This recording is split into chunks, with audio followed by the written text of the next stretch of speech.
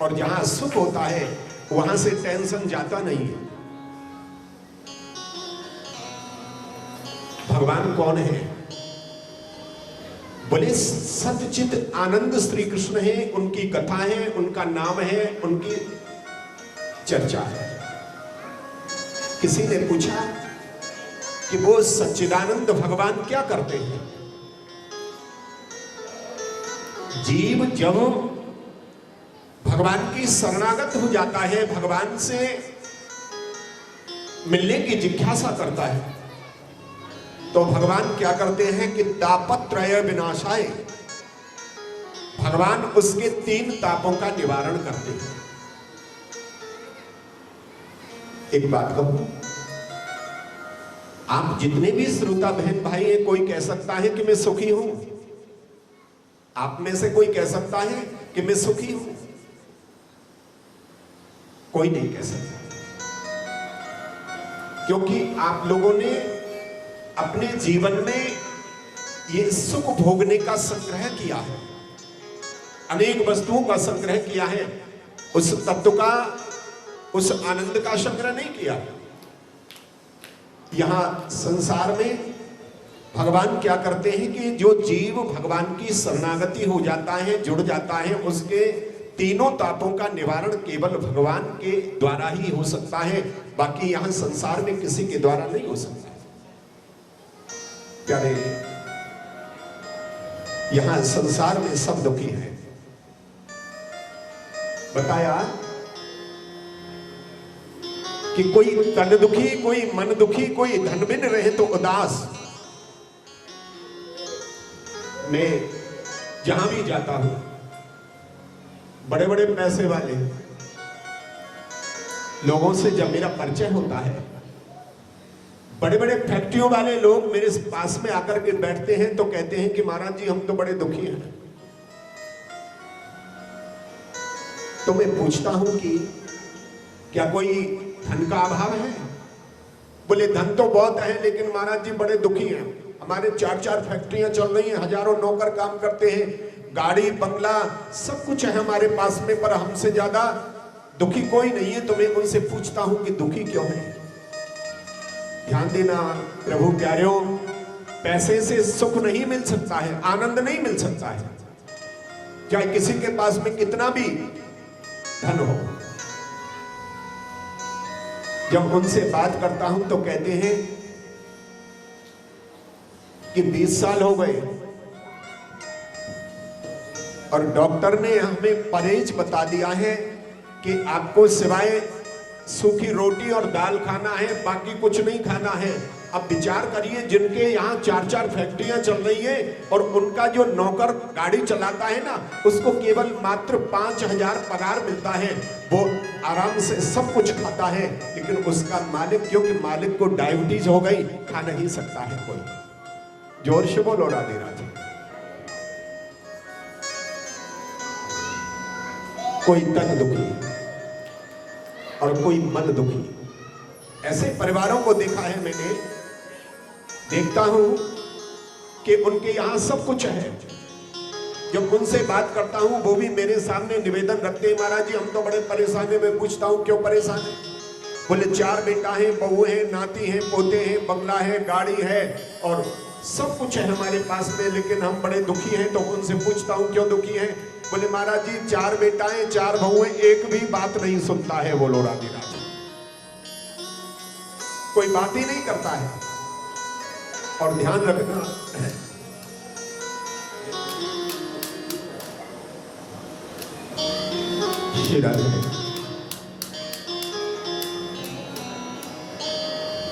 ये कथा में आपको जो सुनाऊंगा सूत्र लेकर के आया हूं। कोई चाहे कितना पैसे वाला हो, ध्यान देना, लेकिन एक जीवन में सबसे गहन, सबसे बड़ी, सबसे भयानक समस्या आती है। बोले क्या आती है? जिनके लिए दिन रात आप मरते हैं, चिंता करते हैं, पसीना बहाते हैं और रात भर आप लोग नींद की गोली से भी नींद नहीं आती, अपनों के लिए जिनके लिए आप करते हैं ना, एक समय वो भी आता है जब आप वृद्ध हो जाते हैं ना, तो फिर बुढ़ापे में कोई बात करने वाला नहीं मिलता है। न कोई सुनता है, न कोई बात करने को तैयार नहीं होता है। जब ये शरीर जर्जर हो जाता है, वृद्ध हो जाता है, तो प्यारे इसलिए पहले ही अपने मन को गोविंद के चरणों में लगा दो। बताया, कोई तन दुखी, कोई मन दुखी, कोई धन बिन रहे तो उदास, कोई धन के बिना उदास। ऐसे भी लोग हैं जो सवेरे बादाम का हलवा खाते हैं, और ऐसे भी लोग हैं रोड पर फुटपाथ पर भूखे सोते हैं। आज मिल गया तो कल की कोई आशा नहीं, कल का कोई भरोसा नहीं। तो यहां संसार में तीन प्रकार से सब जगत दुखी है। किसी ने पूछा सुखी कौन है? सुखी बता दो कौन है? कोई तन दुखी, कोई मन दुखी, कोई धन बिन रहे तो उदास, और थोड़े थोड़े सब दुखी, सुखी कृष्ण के दास। इस संसार में सुखी केवल वही है जिन्होंने अपना संबंध कृष्ण से जोड़ लिया है। एक बात कहूं, इसी पवित्र भूमि के रहने वाले भगवान के परम भक्त श्री सुदामा जी, पोरबंदर निवासियों से निवेदन करूंगा कि आप बार बार सुदामा जी की कथा को पढ़ते रहें, प्रतिदिन डेली पढ़ें, क्योंकि उनसे हमें बेहतरीन शिक्षा मिलती है। बोले क्या मिलती है? बोले धोती फटी है,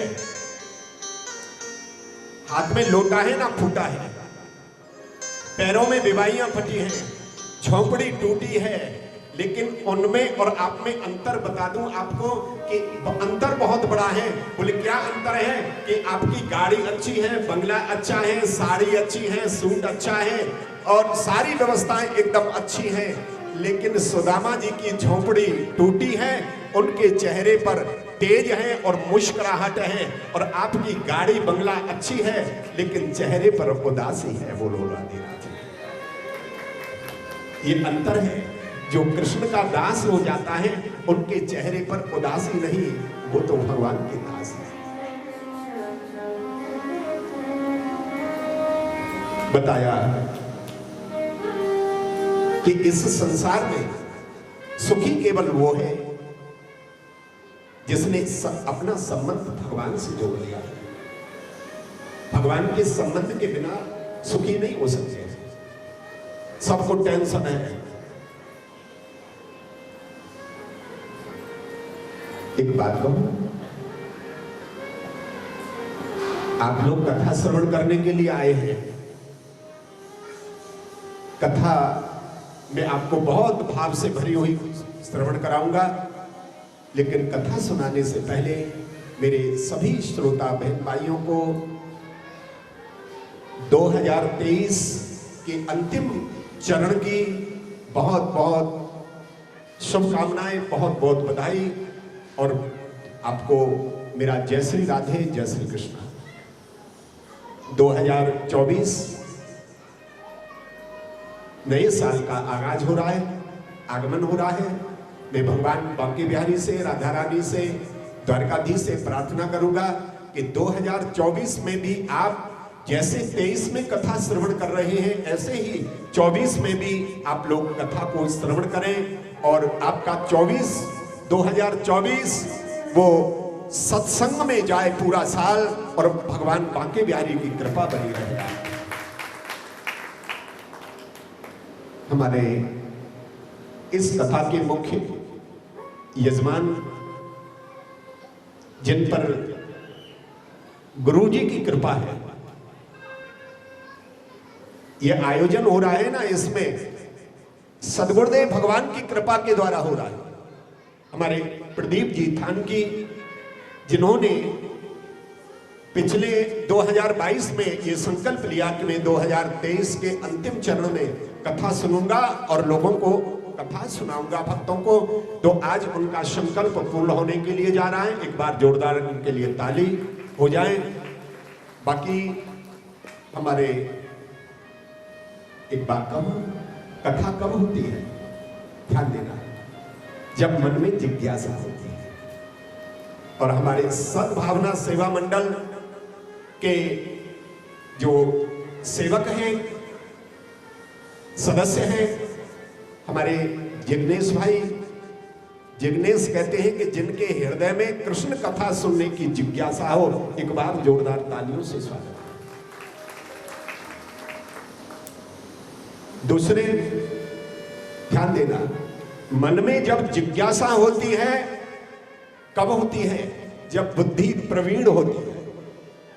ध्यान देना, जिज्ञासा कब आती है मन में? जब बुद्धि प्रवीण होती है। जिनकी बुद्धि प्रवीण नहीं होती है ना, वो इस कथा में प्रवेश नहीं कर पाते हैं, ना सहयोग कर पाते हैं। और जिनकी बुद्धि प्रवीण है, ऐसे हमारे प्रवीण भाई दावड़ा, एक बार जोरदार तालियों से स्वागत करें। क्योंकि सद्भावना जब होती है ना, तो वहां जिज्ञासा होती है और बुद्धि प्रवीण होती है। जब ये जिज्ञासा होती है और जहां प्रवीण बुद्धि होती है और जिज्ञासा होती है, तो ध्यान रखिए कि वहां प्रकाश होता है। बोलो राधे राधे। जहां कथा का प्रकाश है, जिसमें आप लोग इस हृदय रूपी अंधकार को और प्रकाश में कराने वाली ये भगवत चर्चा है।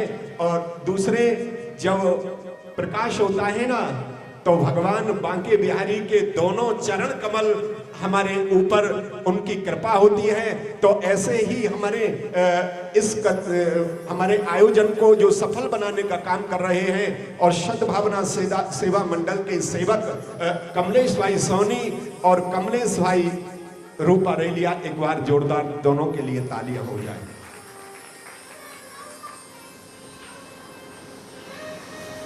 लेकिन ध्यान रखना, ये जो आयोजन हो रहा है ना, जितना ये बिना लक्ष्मी के नहीं हो रहा है। बोलो राधे राधे।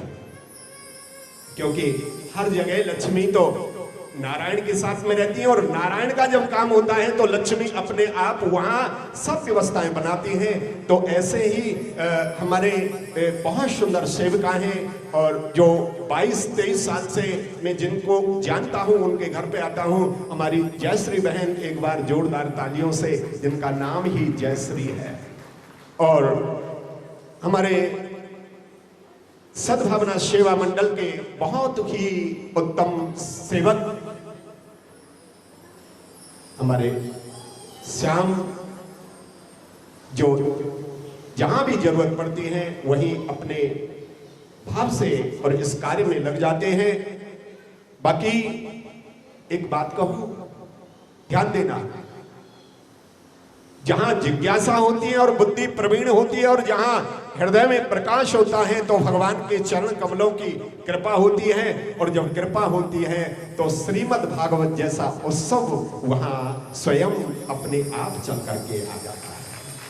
हमारे उत्सव भाई, जो बहुत सद्भावना सेवा मंडल के बहुत बड़े सेवक हैं, एक बार उनके लिए भी जोरदार तालियां हो जाएं।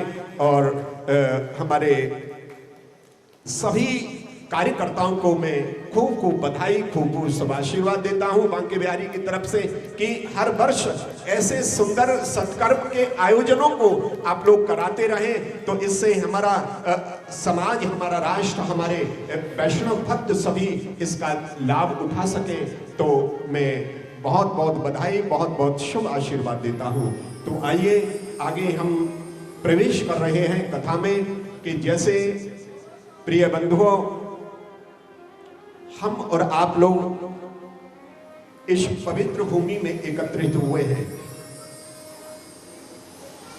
जैसे हम यहां आए हैं, ऐसे ही पुराणों की कथा श्रवण करने के लिए सबसे श्रेष्ठ स्थान है नैमिषारण्य। एक बार नैमिषारण्य में सौनकादिक 88,000 ऋषि एकत्रित हुए, और सभी संत महापुरुष हैं, अमलात्मा है, तपस्वी हैं, सिद्ध पुरुष हैं, जिनकी संख्या है 88,000। जब एकत्रित हुए नैमिषारण्य में, सभी संतों ने विचार किया कि हमने यज्ञ बहुत किया, दान बहुत किया, हमने तीर्थों में विचरण बहुत किया, हमने योग किया, ध्यान किया, तपस्या की, लेकिन कभी हमने भगवान की कथा नहीं सुनी, हमने भागवत नहीं सुनी। सौनकादिक 88,000 ऋषियों को कथा सुनाने के लिए, जिनकी उम्र है केवल 20 वर्ष। एक बात कहूं, सौनकादिक 88,000 ऋषि, किसी की उम्र है लाख वर्ष, किसी की 50,000 वर्ष, किसी की 20,000 वर्ष, किसी की 10,000 वर्ष, और कथा सुनना चाहते हैं। उनकी मंडली के मध्य में और सूत जी महाराज का आगमन हुआ। सूत जी महाराज अभी छोटे हैं।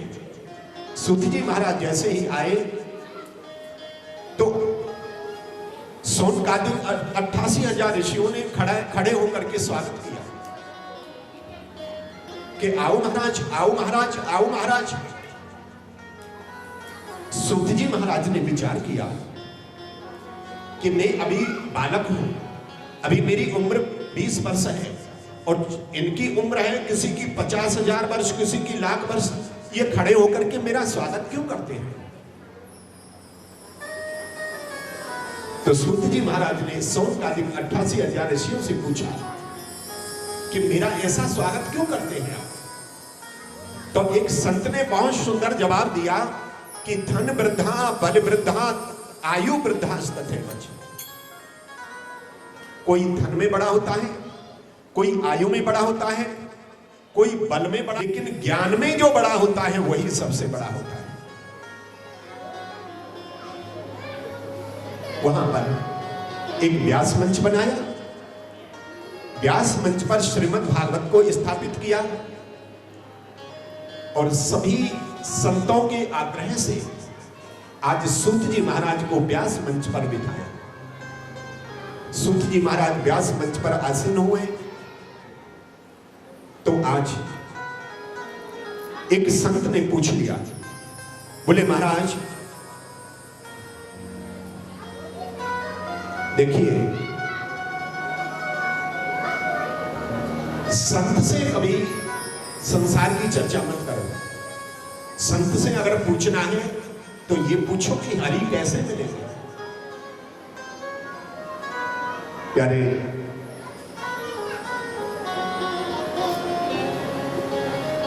सौनकादिक 88,000 ऋषियों में से एक संत ने पूछा कि आज हमारी जिज्ञासा है, हमारे मन का एक संकल्प है कि हमें कोई ऐसी कथा सुनाओ, ऐसी कथा सुनाओ फिर किसी साधन की जरूरत नहीं पड़े, कोई किसी साधना की जरूरत नहीं पड़े। हमारा मन डायरेक्ट भगवान के चरण कमलों में जुड़ जाए, कृष्ण हमारा हो जाए और हम कृष्ण के हो जाए। हमें कोई ऐसी कथा सुनाए। प्यारे संतों से केवल हरि चर्चा करो, क्योंकि साथ केवल हरि नाम जाएगा, यहां से कुछ जाने वाला नहीं है। क्योंकि आप लोग बहुत अनुभव करते रहते हैं, व्यक्ति जब मर जाता है ना, 1 मिनट के बाद में उसका नाम भी बदल दिया जाता है। उसका नाम लेकर के कोई नहीं कहता बोले भैया मुर्दा पड़ा है। बताया कि हमें कोई ऐसी कथा सुनाओ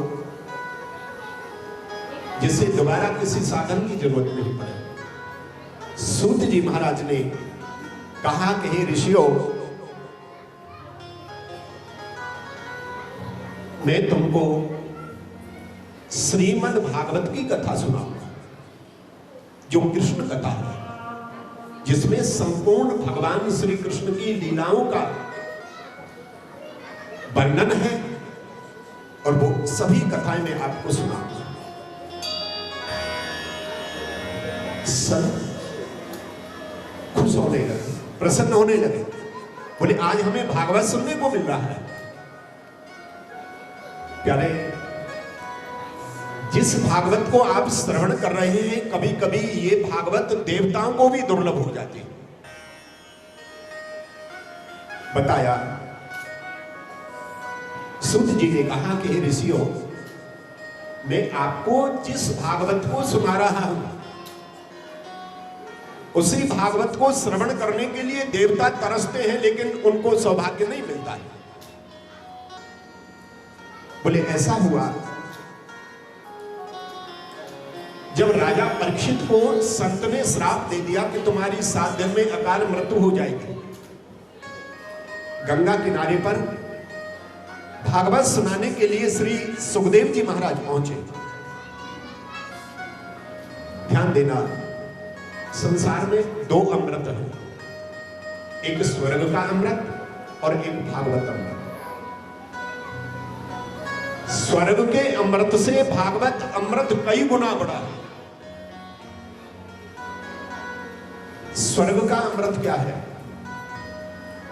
कि हम देवी देवताओं की पूजा अर्चना करते हैं, उससे हमें पुण्य मिलता है और पुण्य से हमें स्वर्ग की प्राप्ति होती है। लेकिन पुण्य हमारे जब समाप्त हो जाते हैं तो उसी स्वर्ग से पुनः 84 लाख योनियों में आना पड़ता है। तेतम भुक्त्वा स्वर्गलोकम विशालम क्षीणे पुण्य मृत्युलोकम विशंस, यहां आना पड़ता है। लेकिन श्रीमद् भागवत को एक बार जो श्रवण कर लेता है ना, पुनरपि जन्मम पुनरपि मरणम, फिर उसे ना जन्म लेना पड़ता है ना उसकी मृत्यु होती है, वो हमेशा के लिए अमर हो जाता है जो भागवत अमृत का पान कर लेता है। बताया सूत जी महाराज कहते हैं कि एक बार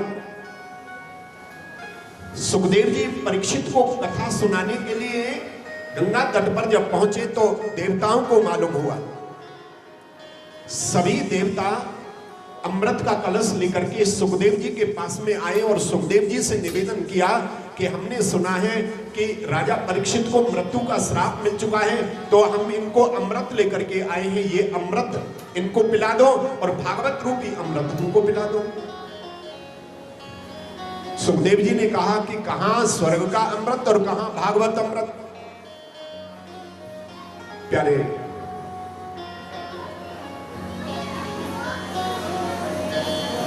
बोले इसकी बराबरी कैसे हो, इसकी परीक्षा कैसे हो कि स्वर्ग का अमृत बड़ा है कि ये अमृत बड़ा है। कहते हैं कि देवता अपने अमृत कलश को लेकर के ब्रह्मा जी के पास में गए और श्री सुखदेव जी महाराज श्रीमद् भागवत को अपने सर पे रख के ब्रह्मा जी के पास में गए। ब्रह्मा जी से बताया देवताओं ने कि स्वर्ग का अमृत कलश बड़ा है कि भागवत बड़ा है। ब्रह्मा जी ने एक तराजू लिया, तराजू के एक पल्ले पर श्रीमद् भागवत को रख लिया और एक पल्ले पर स्वर्ग के अमृत कलश को रख लिया। जब तराजू से तोलने लगे तो भागवत का जो पल्ला है वो नीचे हो गया और जैसे ही नीचे हुआ सर्वत्र देवता देखते रह गए कि वास्तविक भागवत जैसा अमृत इस दुनिया में कोई नहीं है, इससे ऊंचा कोई अमृत नहीं है। तो आज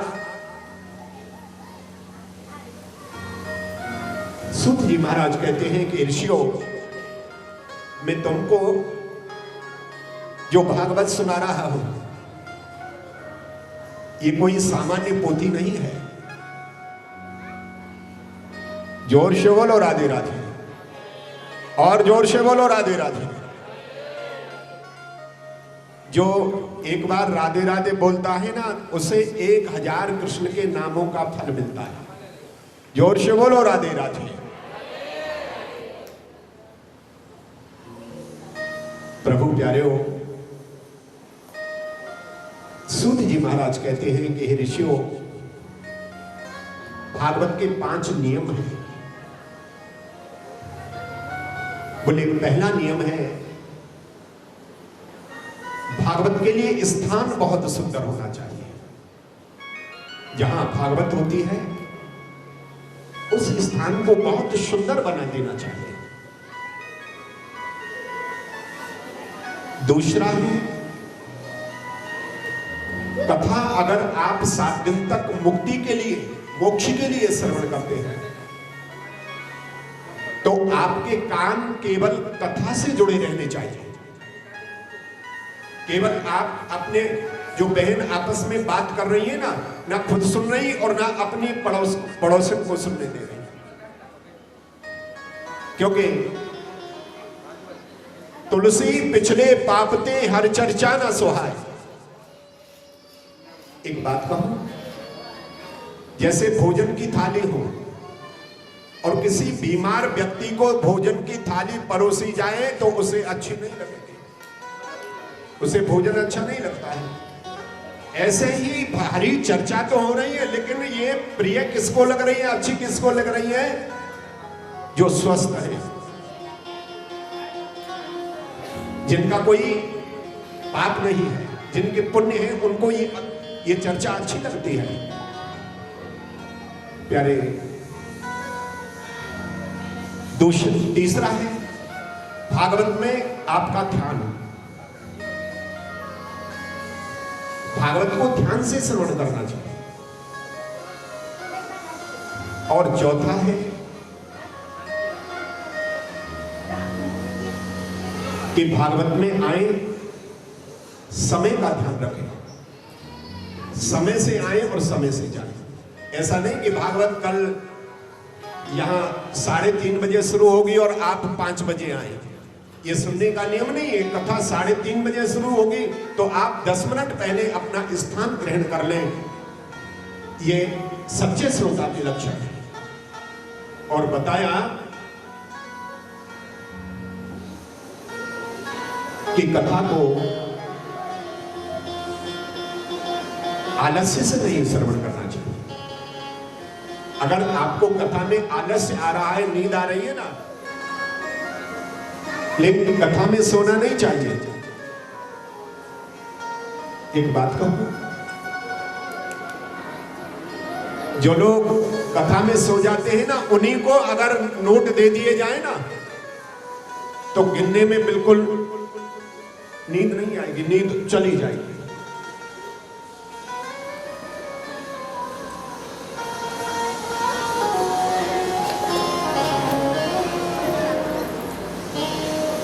गाले हरि का भरोसा नहीं, कितने राजा हुए कितनी रानी हुई, कितने राजा हुए कितनी रानी हुई, और खजाने की चाबी यही रह गई।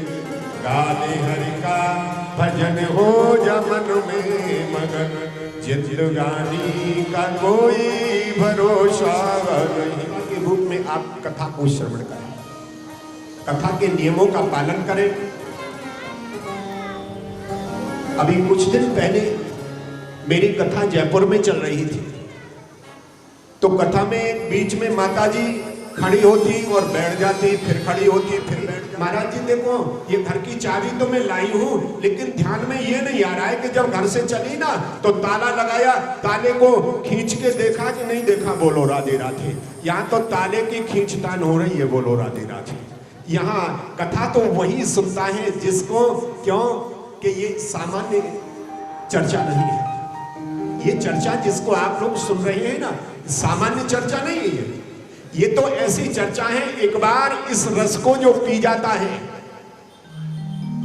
फिर उसे बार बार न तो जन्म लेना पड़ता है और न बार बार मरना पड़ता है, वो तो गोविंद का हो जाता है नियम से। और ध्यान रखिए कि अभी 16 तारीख से कमूर्ता चालू हुआ, ये 16 तारीख से, और 1 महीने तक जो ज्यादा से ज्यादा हरि चर्चा श्रवण करता है, गोविंद का कीर्तन करता है, भक्ति ज्यादा करता है, क्योंकि ये 1 महीने केवल जो हमको दिया है ना, तो हमारे द्वारकाधीश ने दिया है कि जाओ खूब भक्ति करो इसमें, क्योंकि आगे तो फिर भजिया खाने को मिलेगी शादी में, बोलो राधे राधे। लगन चल जाएगी, फिर लगन में तो आराम से घूमते रहेंगे, कभी अहमदाबाद गए, कभी कहीं गए, कभी कहीं गए। ये 1 महीने के ये विराम दे भगवान के भरोसे जो रहते हैं। ये पर्वतों पर जो वृक्ष खड़े हैं, पर्वतों पर, पहाड़ों पर जो झाड़ खड़े हैं, उनमें कोई पानी देता है, कोई जल देता है? बताइए, कोई जल नहीं देता उनमें। पर्वत पर झाड़ खड़े हैं, उनमें कोई उनकी देखरेख, उनको कोई रक्षा सुरक्षा कोई करने वाला नहीं, उनकी केवल गोविंद करता है। और ध्यान रखिए, जो श्रीमद् भागवत की कथा प्रेम से, आनंद से और भाव से श्रवण करता है ना, तो उनको भी कोई टेंशन नहीं रहती है। बोले क्यों? कि कथा हो रही है ना, तो हमारे दानदाताओं ने और आपके शाम के भोजन की व्यवस्था भी बना दी, कोई टेंशन नहीं, फ्री कर दी आप लोग।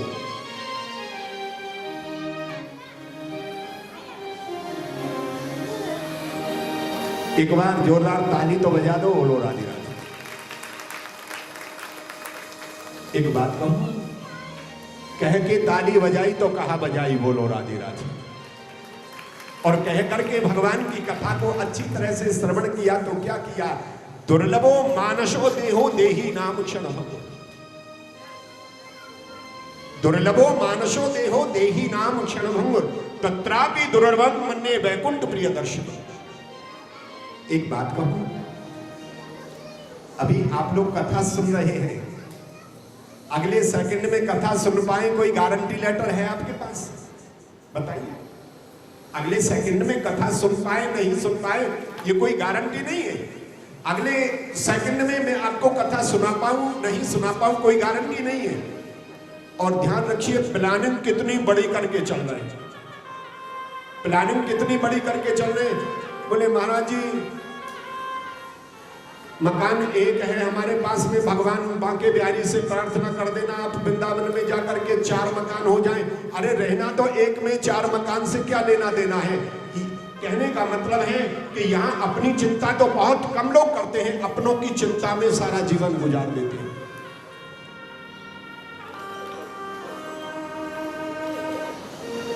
वो क्या सोचता है सोचता है पागल मनवा, जो बीत गया सो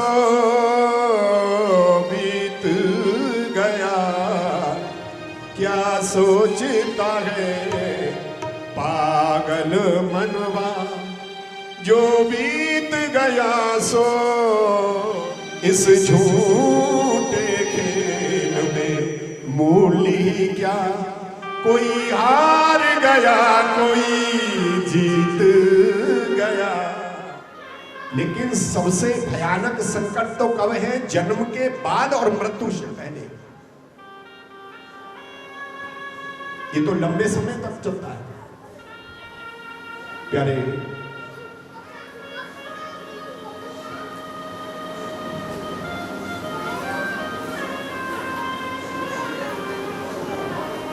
ये कथा सबसे पहले भगवान नारायण ने ब्रह्मा जी को श्रवण कराई, और ब्रह्मा जी ने इसी कथा को नारद जी को सुनाया, और नारद जी ने यही कथा व्यास जी को सुनाई, और व्यास जी ने यही कथा सुखदेव जी को सुनाई, और सुखदेव जी ने यही कथा राजा परीक्षित को सुनाई। परीक्षित इसके साक्षी है। 7 दिन तक कथा जिन्होंने प्रेम से श्रवण की तो उनको मोक्ष मिल गया, मुक्ति मिल गई। ये साक्षी है, प्रमाण है। आज सूत जी महाराज ने सौनकादिक 88,000 ऋषियों को बताया कि हे ऋषियों, जिस कथा को मैं आप लोगों को सुना रहा हूं, ये कथा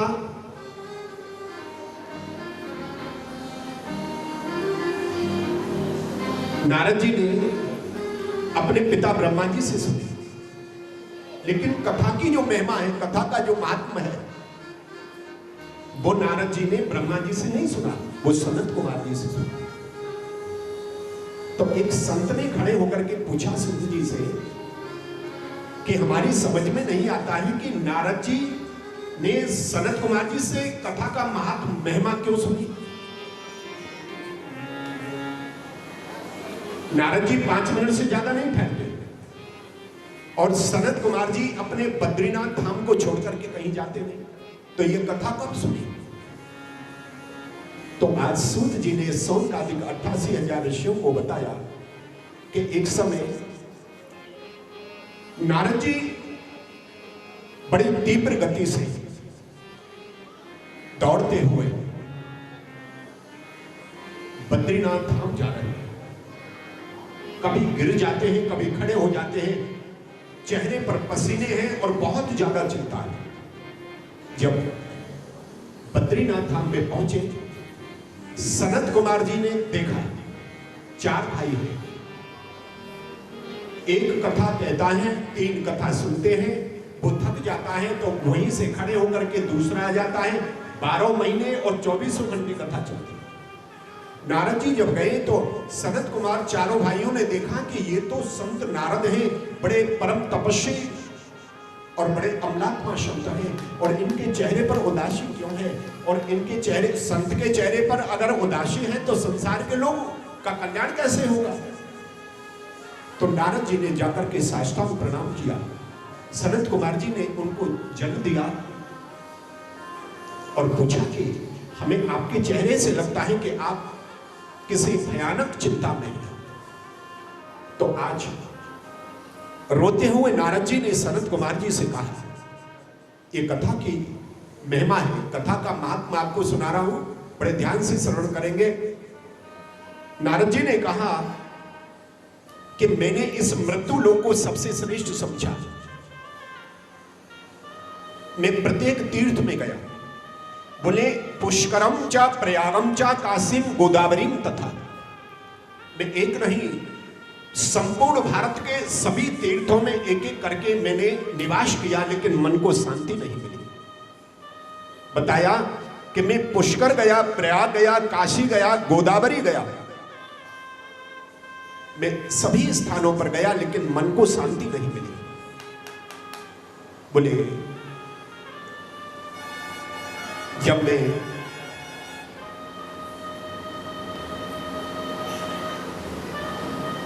तीर्थों में विचरण किया, तीर्थों में मन को शांति मिलती है, लेकिन नारद जी कह रहे हैं कि मेरे मन को शांति नहीं मिली। सनत कुमार जी ने कारण पूछा कि शांति क्यों नहीं मिली?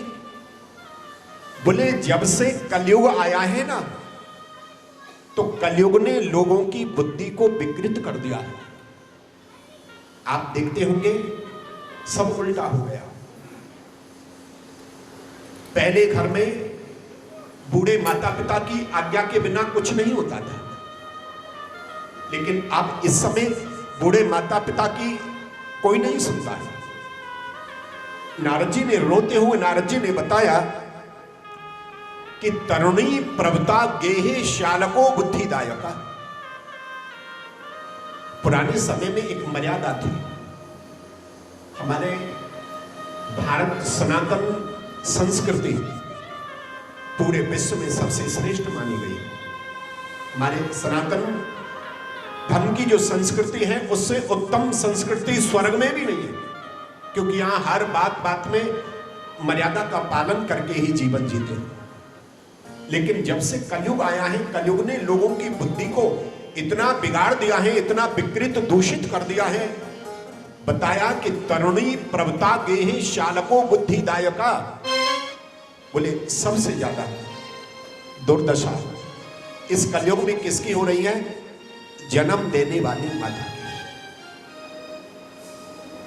पुराने समय में जो भी कुछ नया करते थे, जैसे कोई दुकान खरीदनी है, फ्लैट खरीदना है, मकान खरीदना है, दुकान खरीदनी है, या कोई भी कार्य करना है, तो पहले माता और पिता की आज्ञा के बिना कुछ खरीदा नहीं जा सकता था। उनकी आज्ञा, उनका आशीर्वाद लेकर के ही कोई नया काम किया जाता था। अब कोई माता पिता को नहीं पूछता है, और खासकर मां को, जन्म देने वाली मां को कोई नहीं पूछता है। बोले घर में किसकी चलती है? तरुणी प्रभता गेहे शालको बुद्धिदायक। अब घर में मां की नहीं चलती है, बोले नई बहू की चलती है। घर में जो, जैसे कोई कुछ खरीदना है तो माता से नहीं पूछेंगे, जिसने जन्म दिया, 9 महीने तक गर्भ में रखा, और जब अंतिम श्वास तक तेरी तरफ कृपा की दृष्टि बनाकर के रखी, जिस मां ने बड़े बड़े कष्टों से तुझे बड़ा किया, उस मां को नहीं पूछता है। और प्यारे ध्यान रखना, मैं कथा के माध्यम से निवेदन करता हूं जहां भी कथा होती है, नवरात्रि में व्रत रहते हैं। हमारी माताएं, हमारे भाई बंधु नवरात्रियों में व्रत रखते हैं, 9 दिन का। रखते हैं कि नहीं रखते हैं? बहुत लोग रखते हैं। घर में अखंड ज्योत जलाते हैं। लेकिन ध्यान रखना, अगर आप नवरात्रियों में व्रत रहते हैं, माता रानी का अपने घर में सुंदर दरबार सजाते हैं और आप अच्छे अच्छे व्रत रह करके फलाहार करते हैं, कहीं ऐसा ना हो कि नवरात्रों में व्रत रहकर तूने ज्योत अखंड जलाई और भूखी पड़ी अंधेरे में रोती है तेरी माई। कहीं ऐसा ना हो कि एक माता रानी का दरबार सजा है, अखंड ज्योति है, अच्छे अच्छे फल मिष्टान भोग में लगाए जा रहे हैं और जन्म देने वाली माँ एक अंधेरे कमरे में भूखी पड़ी हो, तो ये माता रानी आपके उस व्रत को, उस विधि को आप स्वीकार नहीं करेंगे। और ध्यान रखना, 4 धाम की यात्रा करने जाए ना तो विचार करके जाना है। अगर माता पिता खुश हैं, प्रसन्न हैं, उनकी आप निरंतर सेवा करते हैं, तो 4 धाम की यात्रा करने के लिए जाओ। अगर माता पिता घर में परेशान हैं और आप लोग 4 धाम की यात्रा करने के लिए जाते हैं ना, तो आपकी 4 धाम की यात्रा को मेरा द्वारकाधीश कदापि स्वीकार नहीं करेगा। करें, मां कितने कष्टों से बच्चों को पालती है। अरे आप तो मां हैं, आप विचार करके देखो कि छोटा बच्चा होता है तो कितने कष्टों से उसको बड़ा करते हैं। और वही बेटा बड़ा होकर के जब माँ वृद्ध हो जाती है ना, बूढ़ी हो जाती है, तो बोलती है बेटा एक गिलास पानी दे दो, तो वो कहता है मेरे पास समय नहीं है। तो माँ विचार करती है कि तेरे लिए रात रात भर जगती थी और जो भी तुझे जरूरत पड़ती थी तो उसके लिए मैं अपना श्रृंगार हार, अपना गहना तक बेचने को तैयार हो जाती थी, लेकिन मेरे लिए एक गिलास पानी भी नहीं देता है। मेरा कहने का मतलब है, मैं एक गीत गाया करता हूं।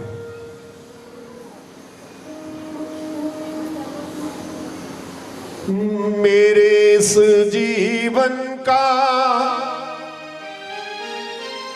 हो मेरे इस जीवन का मेरी माता ही आधार है। मां ममता का भंडार है, मां ममता का भंडार। मेरे इस जीवन का मेरी माता ही आधार है। मां ममता का भंडार है, मां ममता का भंडार है।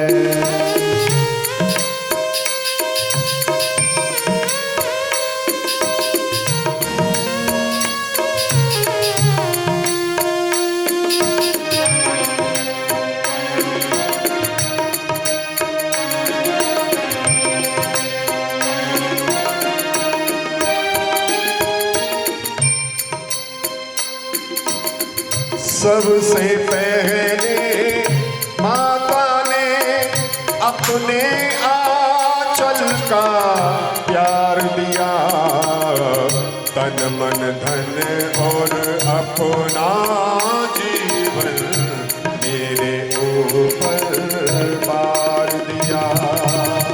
सबसे पहले माता ने अपने आंचल का प्यार दिया, तन मन धन और अपना जीवन मेरे ऊपर बार दिया।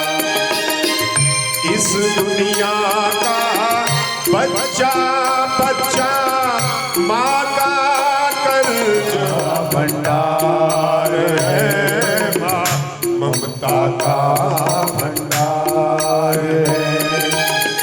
मेरे इस जीवन का मेरी माता ही आधार है, माँ ममता का भंडार है, माँ ममता का भंडार है।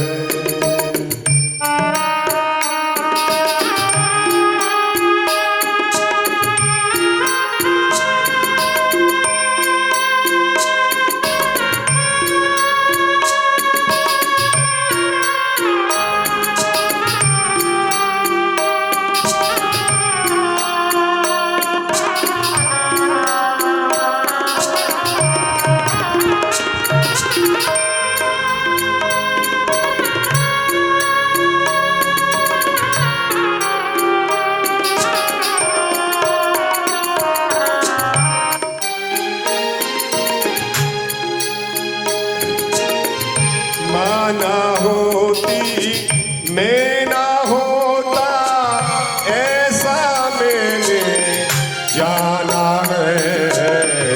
माता की कृपा से मुझको इस दुनिया ने जाना है। माता की कृपा से मैंने इस दुनिया को जाना है। माँ ना होती मैं ना होता, ऐसा मैंने जाना है। माता की कृपा से मुझको इस दुनिया ने जाना है, इस दुनिया ने जाना है, इस दुनिया ने जाना है।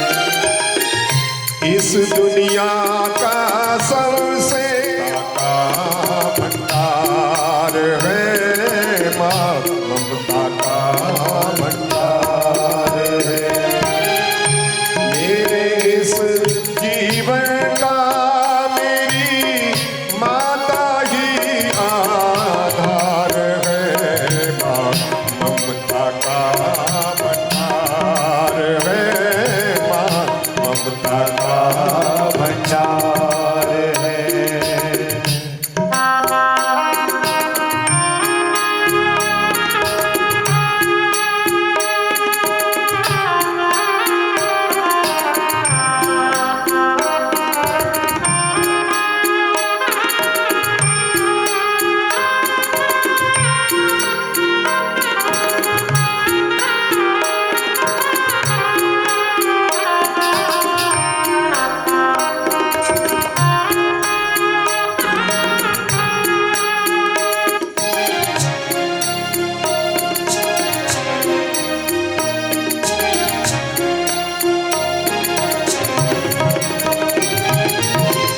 धरती पर आकर माता का सबसे पहले दूध पिया।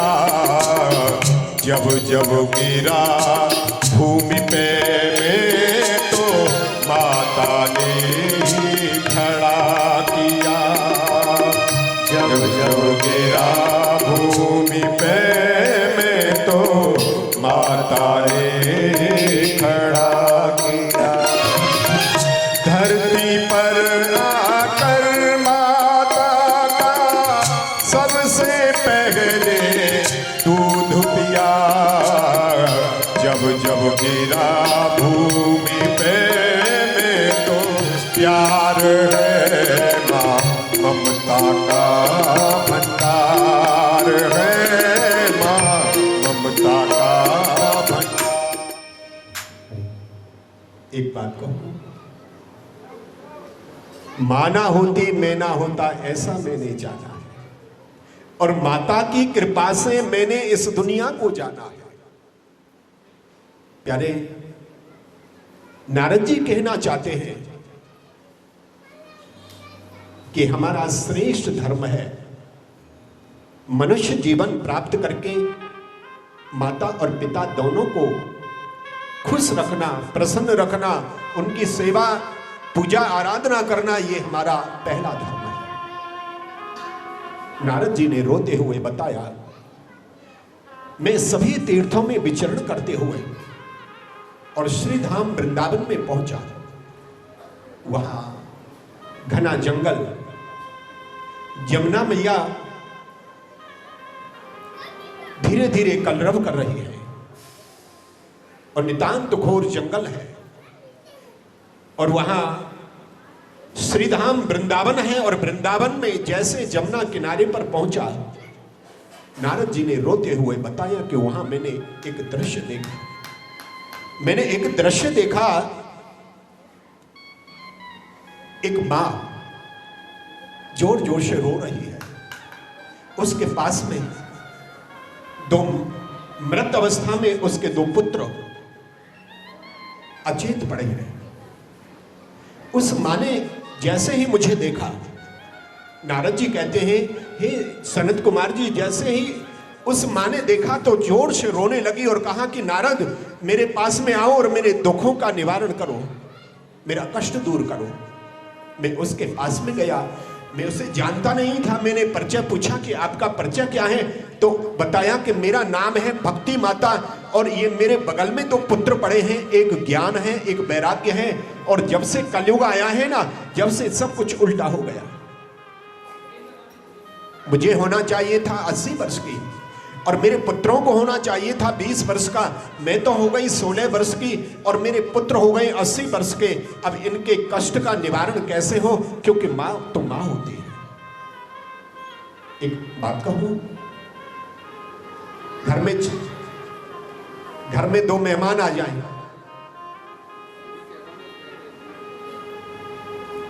और घर में 4 सदस्य हो, 4 लोग हो, 2 मेहमान और बढ़ जाएं,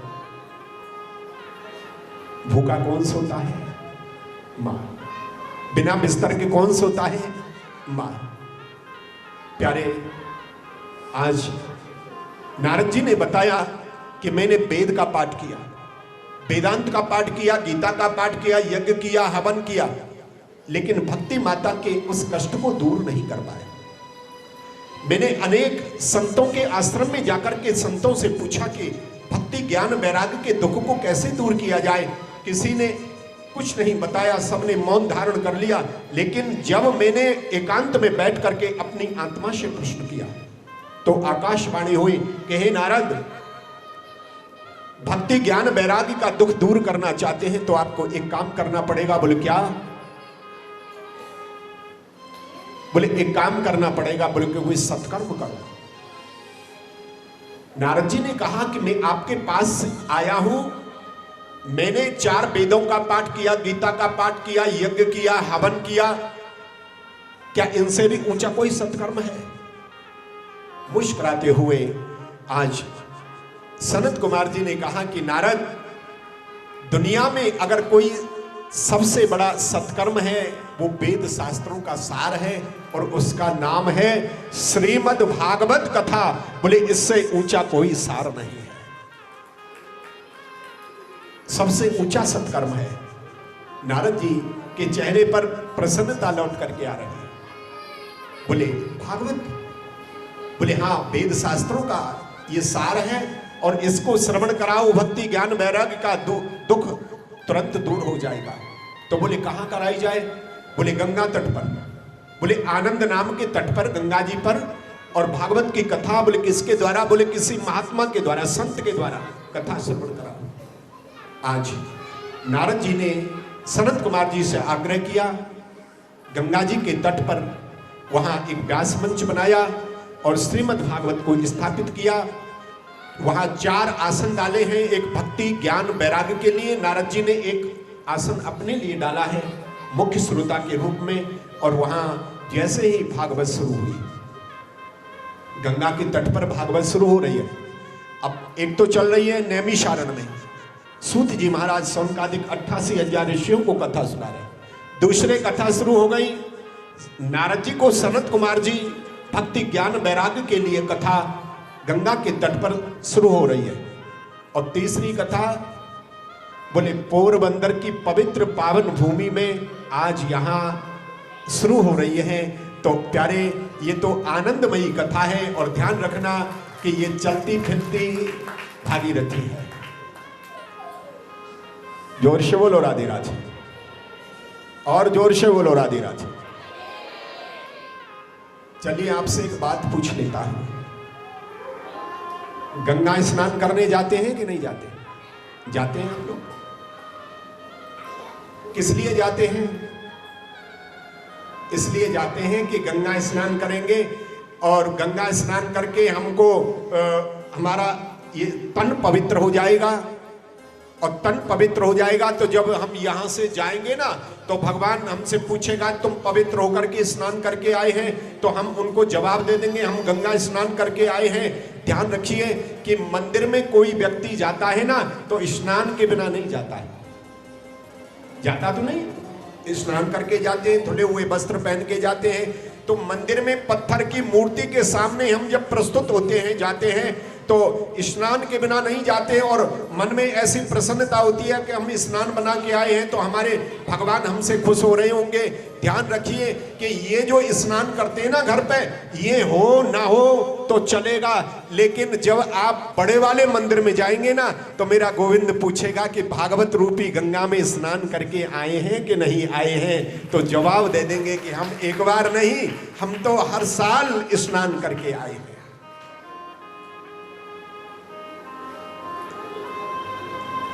जोर से बोलो राधे राधे।